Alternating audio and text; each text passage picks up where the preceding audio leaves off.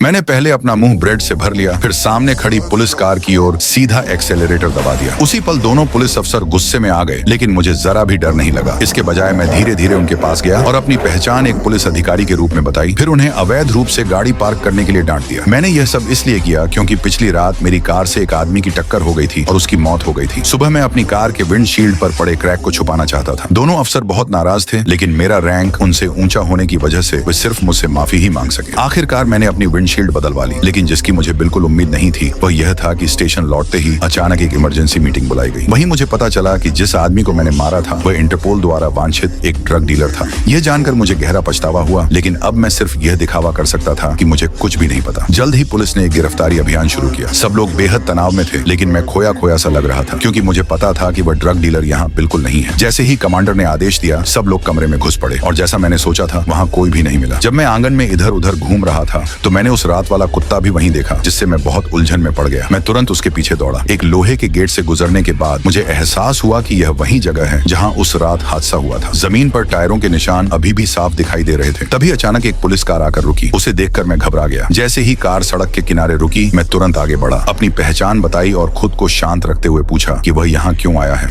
तभी मुझे पता चला कि उसे एक रिपोर्ट मिली थी कि यहाँ पिछली रात एक कार एक्सीडेंट हुआ था और ड्राइवर शव को डिक्की में डालकर भाग गया। मैंने जल्दी से पूछा कि यह रिपोर्ट किसने की, लेकिन अफसर ने बताया कि यह कॉल पास के एक पब्लिक फोन से आई थी। उसी समय मेरे साथी भी वहाँ पहुँच गए और उन्हें भी पिछली रात की घटना के बारे में पता चल गया। जब कप्तान ने केस की प्रगति के बारे में पूछा तो मेरे एक साथी की नजर ऊपर दाईं ओर लगे कैमरे पर पड़ी, जिससे मैं अंदर से बेचैन हो गया। कप्तान ने तुरंत किसी को सीसीटीवी फुटेज चेक करने भेज दिया। मैं घबराकर आगे बढ़ा और उन्हें रोकने की कोशिश की, यहाँ तक कि खुद ही फुटेज देखने की पेशकश भी कर दी। लेकिन ड्रग डीलर की गिरफ्तारी के दौरान मेरी कायरता भरी हरकतों की वजह से कप्तान ने मुझे वहीं मना कर दिया। हालांकि मैं खुद को बेबस महसूस कर रहा था, लेकिन जल्द ही मैंने एक और योजना बना ली। उस रात देर रात खाना पहुंचाने का बहाना बनाकर मैं सर्विलांस रूम में गया ताकि जानकारी इकट्ठा कर सकूं। खुशी की बात यह थी कि कैमरा उस रात सिर्फ ब्लाइंड स्पॉट ही कवर कर रहा था। बारिश और कोहरे की वजह से फुटेज में बस 2 काली होंडा गाड़ियां ही दिखाई दे रही थी। नंबर प्लेट जैसी चीजें बिल्कुल साफ नहीं थी। लेकिन जब मैं स्टेशन लौटकर नंबर प्लेट से जुड़ी जानकारी नष्ट करने की तैयारी कर ही रहा था, तभी एक अनजान नंबर से अचानक कॉल आ गया।